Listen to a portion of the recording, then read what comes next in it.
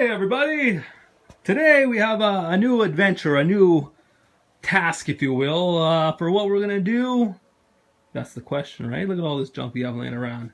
Got a couple D-rings, got some PVC tube, some 1-inch steel tube, some play sand, some plaster of Paris, assorted buckets, and we're going to make a little mini oven, a little mini furnace for melting aluminum and I guess other junk, as long as it's small enough to fit or whatever.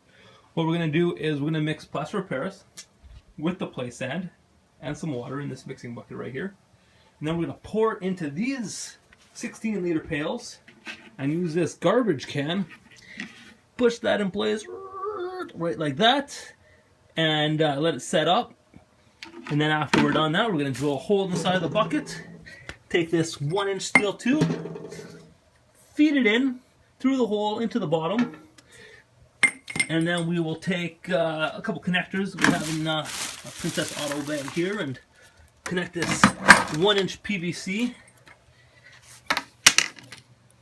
like that with a connector. And then we'll use a hair dryer or something at the end of that PVC to blow air into the bottom of the little furnace. And then we're going to use this bucket right here with these D-rings. And we're going to pour the little cement mix in the bottom and use that as a top. We'll take it out of the bucket, put it as a top, over top of the little furnace, allow the heat to be trapped in. We're also going to make a crucible to melt the aluminum in.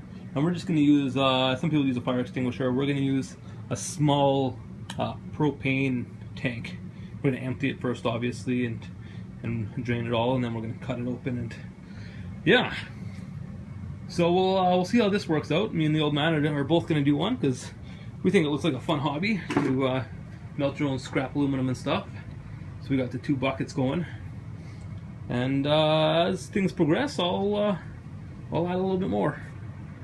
See you in a bit. So here we are. Got our sand in our bucket to offset the buoyancy of the bucket with the air in it. This is just 4 parts plaster of Paris, 4 parts sand, 3 parts water. Mix it up, pour it in there quick, put the bucket in. That'll be the hole for our crucible to fall into. And then after an hour, you pull that bucket with the sand out of it, and you end up with a bucket like this that has a void in the middle where the crucible will go with the charcoal.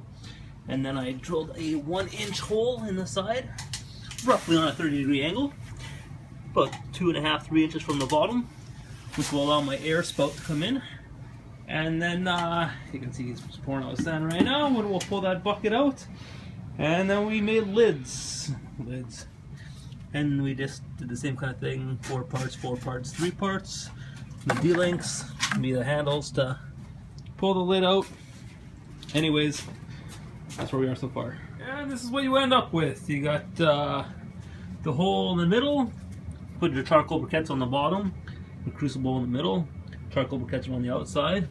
You have your air line in, and on top you have your lid. We have a hole in our lid here so that we can feed our pop cans or whatever into it. Let's put that on top really quick. And you can see now how that would work. You can access your crucible there, just drop them straight in, and everything else is pretty sealed up. You have a little bit of a breather around your crucible so the air can come out and it's being fed in, but all in all, that should work.